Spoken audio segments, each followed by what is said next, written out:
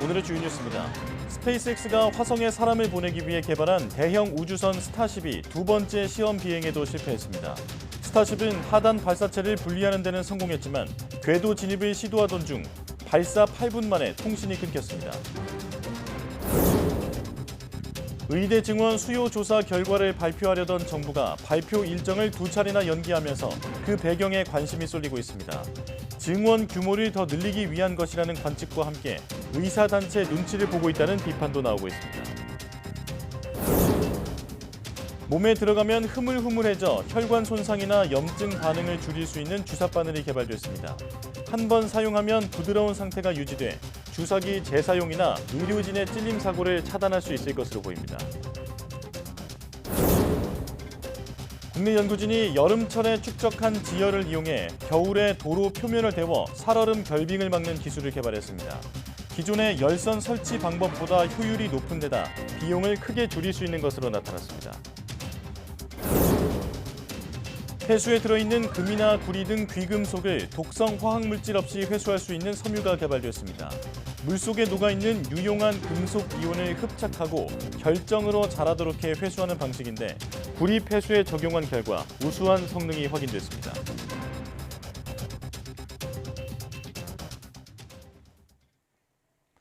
여러분 안녕하십니까? 11월 20일 사이언스 투데이입니다.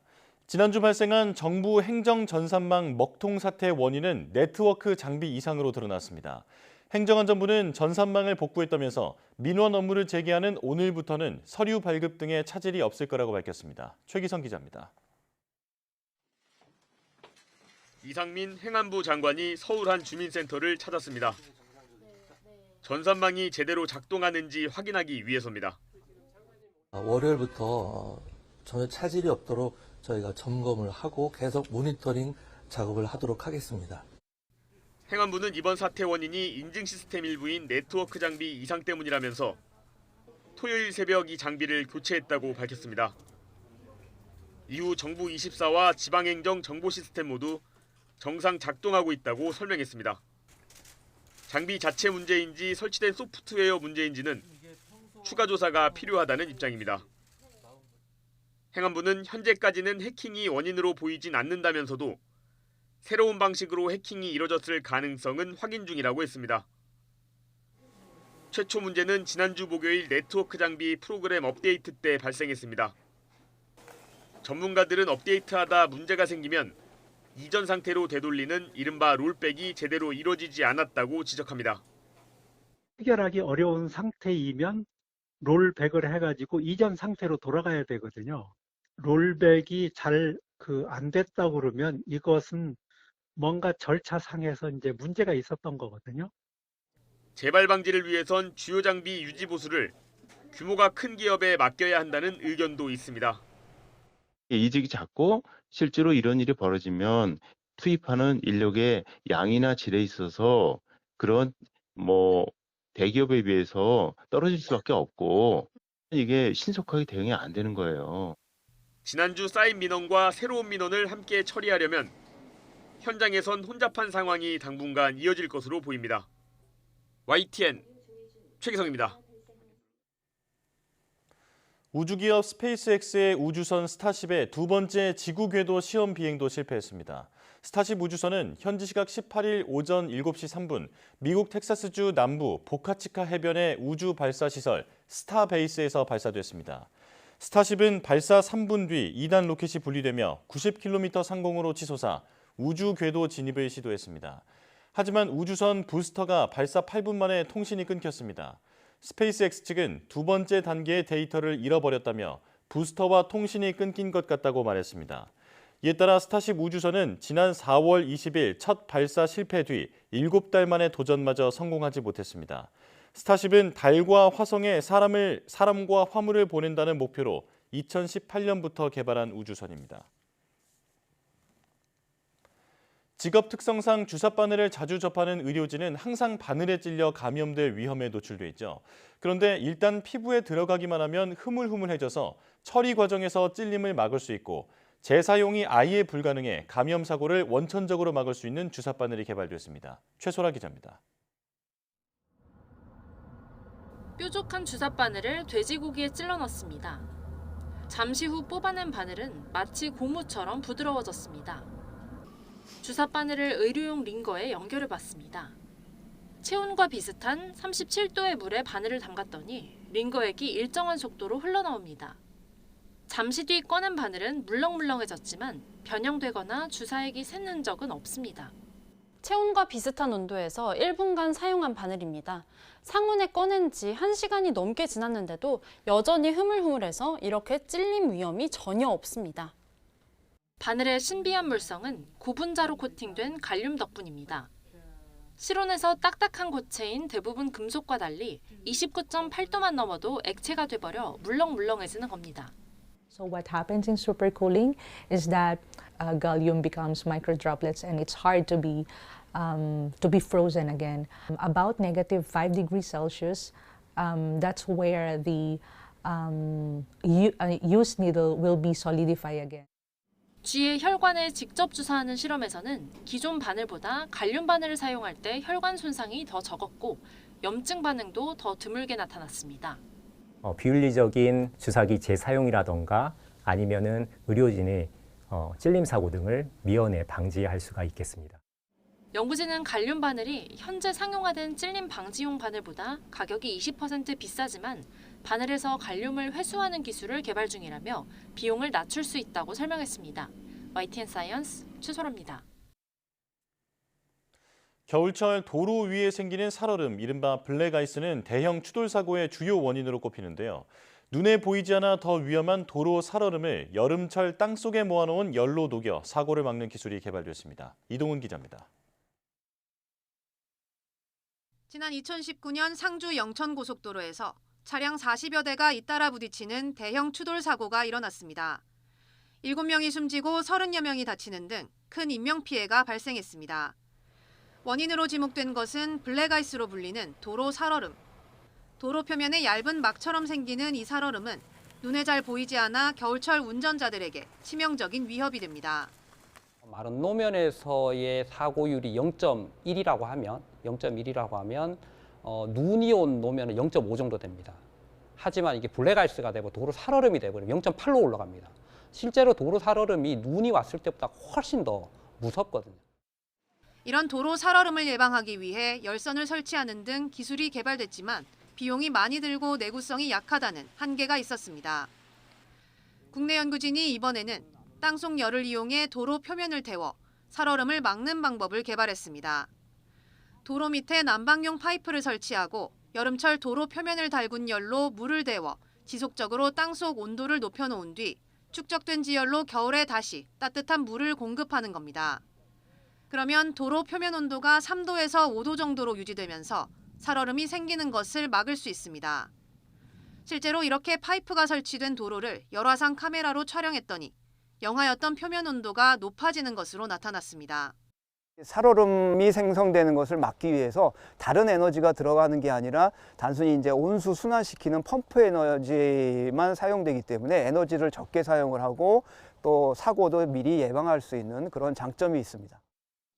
연구팀은 이 기술을 교량이나 터널 입구와 같이 미끄럼 사고가 자주 발생하는 곳에 적용하면 열선과 같은 기존 기술보다 효율은 높이고 비용은 10분의 1 수준으로 줄일 수 있다고 설명했습니다. 특히 파이프를 설치하는 방법은 내구성이 뛰어나 고속도로 주요 결빙 구간에도 적용할 수 있어 겨울철 대형 추돌 사고를 막는 데 도움이 될 것으로 보입니다. YTN 사이언스 이동훈입니다. 표면에 비싼 금속이 마치 과일처럼 열리는 섬유 소재가 개발됐습니다. 폐수 속에 들어있는 고가의 금속을 친환경적으로 회수할 수 있는 신기술입니다. 김진두 기자가 취재했습니다. 푸른색을 띤 산업용 폐수입니다. 보통 반도체 공정에서 나오는데 구리가 많이 들어있는 게 특징입니다. 이 폐수에 아크릴 섬유를 표면 처리한 소재를 넣어주고 현미경으로 관찰했습니다. 매끈하고 긴 섬유 가닥 표면에 뭔가가 붙더니 자라기 시작합니다. 구리 결정입니다. 크기가 점점 커지더니 스스로 떨어져 나가고 다시 구리 결정이 붙어 자랍니다. 이렇게 떨어진 구리 결정은 바닥에 가라앉게 됩니다. 따라서 다른 화학적 처리 없이 결정만 잘 걸러서 모으면 비싼 금속인 구리의 회수가 가능한 겁니다. 국내 연구진이 최초로 개발한 금속 흡착용 자가 재생 섬유 소재입니다. 금속을 흡착할 수 있는 기능기는 질소 원자로 주로 구성되어 있고요. 질소 원자는 다량의 전자를 가지고 있습니다. 그 전자를 이용해서 그 양이온성 금속 물질을 효율적으로 흡착할 수 있게 되고요. 그 전자를 양이온에 전달함으로써 이온을 결정으로 성장시킬 수 있게 됩니다. 연구진은 현재 구리와 니켈을 결정화해 회수할 수 있다는 것을 확인했습니다. 앞으로는 여러 금속 이온이 섞여 있는 폐수에서 원하는 금속만 뽑아낼 수 있는 후속 연구를 진행하고 있습니다. 다양한 산업 폐수가 존재하다 보니까 다양한 물질들 중에 선택적으로 어떤 유용 자원을, 유용 금속을 회수할 수 있는 어떤 기능기를 부여할 수 있는 추가적인 연구는 현재 진행 중에 있습니다. 폐수 속에 들어있는 자원을 친환경적으로 무한하게 회수하는 방법을 제시한 이번 연구는 국제 저널인 어드밴스드 파이버 머티리얼스에 실렸습니다. YTN 김민두입니다.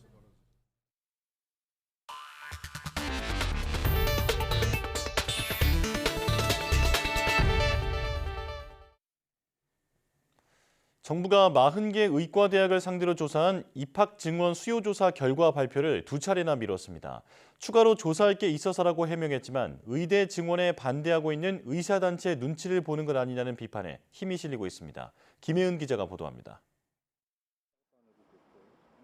보건복지부는 애초 의대 증원 수요 조사 결과를 지난 13일 오전에 발표하겠다고 예고했습니다. 하지만 추가로 검토할 부분이 있다며 4시간도 안 돼 발표를 연기하고 주 내로 발표하겠다던 계획도 재차 미뤘습니다. 결과를 비공개로 돌리는 것 아니냐는 우려도 나왔지만 복지부 장관은 취소가 아닌 연기임을 분명히 했습니다. 40개 대학의 의대 정원 수요를 2030년까지 저희가 받았는데요. 좀 따져볼 것도 있고 확인할 사항이 있어서 그렇게 연기를 했습니다. 발표할 수 있도록 하겠습니다. 정부가 발표를 차일피일 미루는 이유를 두고 2가지 관측이 나오고 있습니다. 우선 2025학년도에 2,700명에 달하는 증원 수요를 더 늘릴 수 있다고 판단했다는 겁니다. 한 정부 관계자는 의대 증원에 대한 국민 여론과 의대들의 요구를 고려해 규모를 더 늘릴지 검토하고 있다고 전했습니다. 정부가 병원을 상대로 추가로 의사 인력 수요 조사에 나선 것도 이와 무관하지 않다는 해석입니다. 그러나 파업까지 고려하는 의사단체의 반발이 여전히 발목을 잡고 있습니다. 이미 경기도의사회 일부 의사들이 휴진 집회에 나서는 상황에서 수요조사 발표에 반대하는 의사협회 눈치를 보고 있다는 겁니다. 사교육적으로 과열이 엄청나게 되어 있는 그런 수요를 반영한 그 대학들의 결정을 반영한 걸로 보이기 때문에 그 부분은 이제 의료 현장의 왜곡으로 작용될 가능성이 굉장히 많아 보이고, 반대로 시민사회단체에서는 모든 과정을 투명하게 공개하라며 압박하고 있습니다.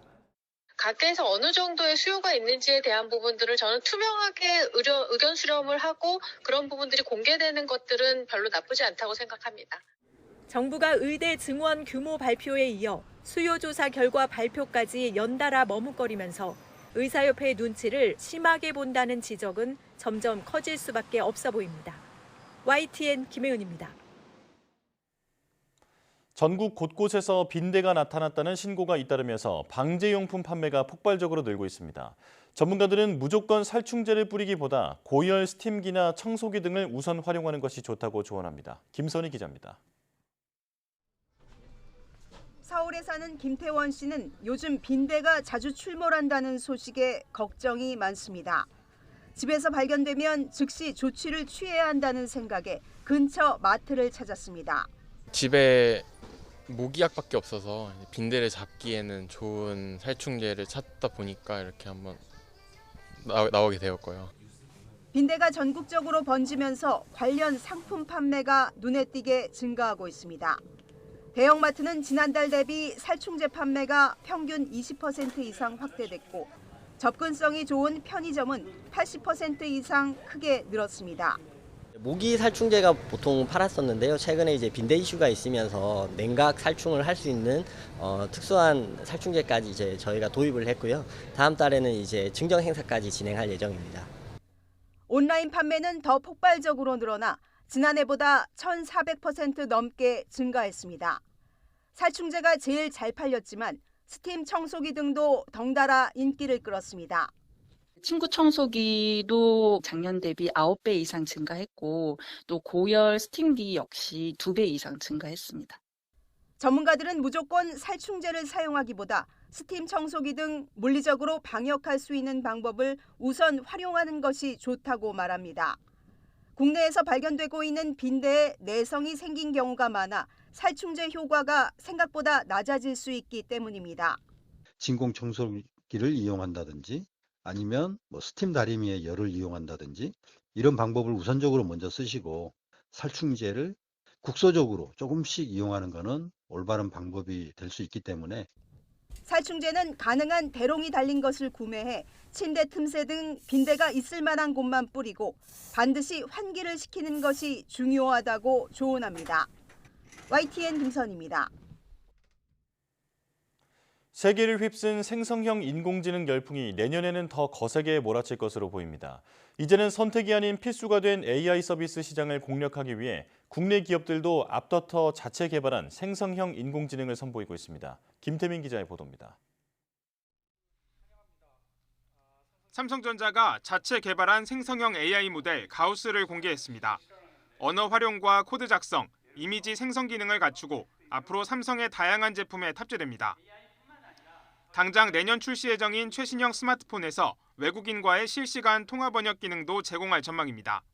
삼성 가우스 랭귀지 모델은 삼성전자의 제품, 서비스, 그리고 생성형 AI 기능을 구현하기 위한 언어 모델입니다. 다양한 언어를 지원하는 다국어 모델로 개발되어 국내 통신사들도 한국어 기반의 자체 AI 개발에 잇따라 뛰어들며 사업 확장에 나섰습니다. SK텔레콤은 AI 비서를 통해 통화 분석부터 요약까지 통신산업에 특화된 서비스를 제공합니다. 오는 2028년까지 사업 비중을 전체 매출의 30% 이상으로 끌어올린다는 계획입니다. SK는 새로운 변화에 단순히 대응하는 수준을 넘어 AI 중심으로 성장 전략 자체를 재편하려 하고 있습니다.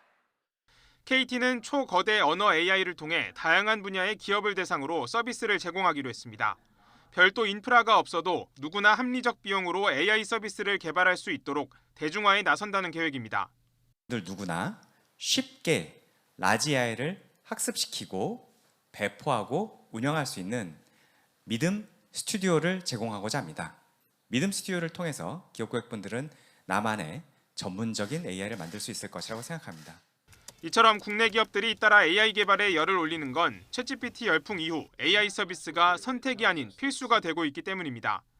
AI 산업이 전 세계 경제에 미치는 생산성 향상 효과는 최대 25조 6천억 달러에 달할 것으로 분석됩니다. 생성형 AI 산업 규모는 매년 빠르게 성장해 오는 2032년 1조 3천억 달러까지 불어날 전망입니다. 이런 상황에서 무엇보다 중요한 건 빠른 시장 선점 효과를 누리는 겁니다.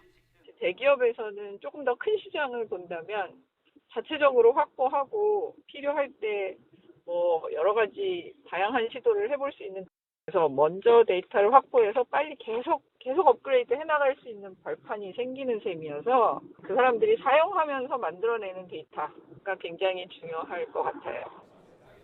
IT 기업부터 제조기업, 통신사까지 AI 시장을 주도하기 위한 격전장이 펼쳐진 가운데 치열한 경쟁을 뚫고 선보일 혁신 서비스에 대한 시장 기대감도 점점 높아지고 있습니다. YTN 김태민입니다. 챗GPT 열풍을 일으킨 오픈 AI 창업자 샘 올트먼 최고 경영자가 전격 해임되면서 회사가 혼란에 빠졌습니다.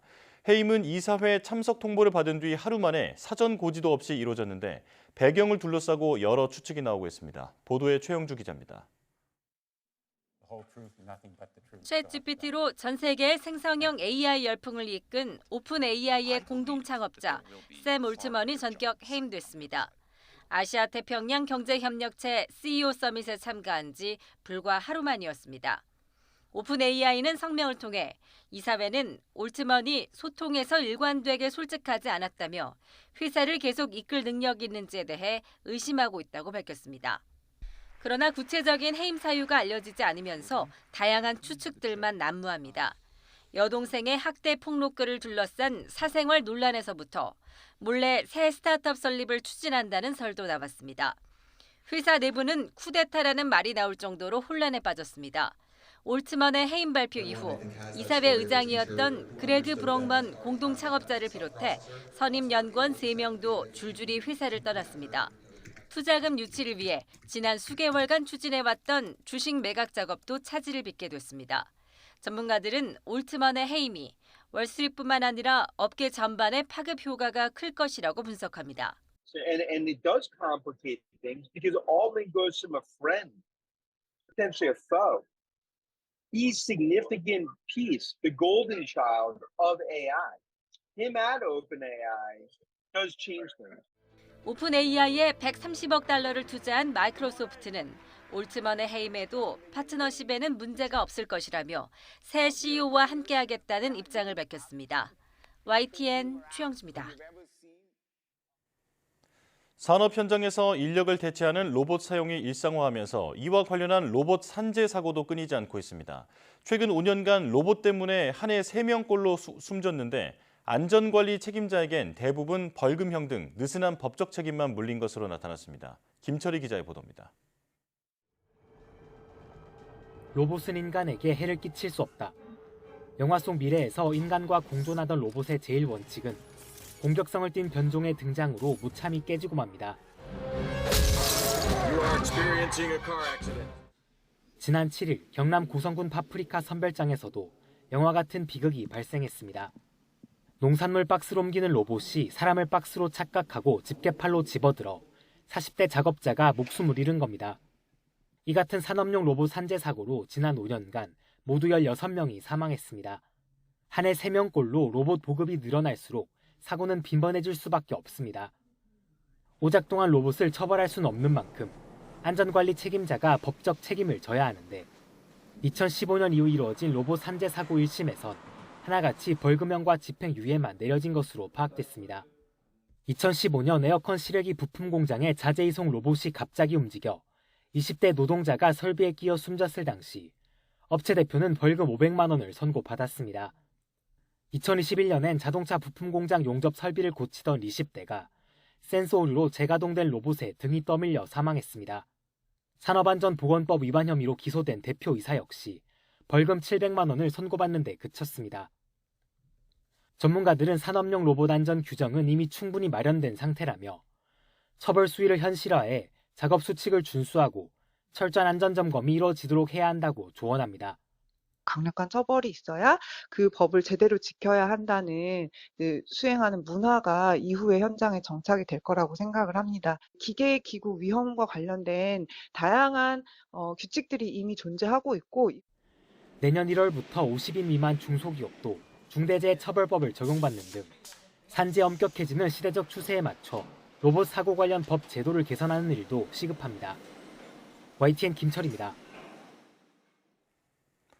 전 세계의 상위 1% 부유층의 탄소 배출량이 하위 66%의 배출량과 맞먹는 것으로 집계됐습니다. 국제구호개발기구 옥스팜 보고서에 따르면 2019년 기준으로 소득 상위 1%인 7,700만 명이 배출한 탄소의 양은 소득 하위 66%인 50억여 명이 배출한 양에 해당했습니다. 또 소득 상위 1%의 탄소 배출량은 전 세계 배출량의 16%를 차지했고 소득 상위 10%로 넓힐 경우 절반을 차지했습니다. 이와 함께 가장 부유한 억만장자가 1년 동안 배출하는 탄소량은 소득 하위 99%에 속하는 한 사람이 1,500년을 사용하는 양으로 계산됐습니다. 옥스팜은 상위 1%가 2030년 배출하는 탄소량이 2015년 파리 기후협정에서 제시한 배출량 목표치를 22배 넘어설 것으로 내다봤습니다.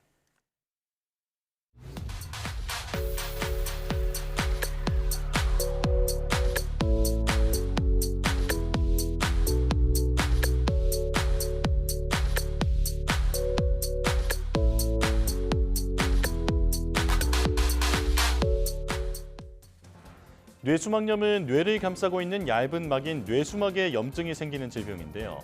병이 진행되면 염증이 뇌까지 번져 여러 후유증을 남기고 심하면 사망에까지 이를 수 있다고 합니다. 특히 영유아 등 어린아이가 더 잘 걸리고 예후도 좋지 않아 주의가 필요하지만 초기 증상이 감기와 비슷해 치료 시기를 놓치는 경우가 있다고 하는데요.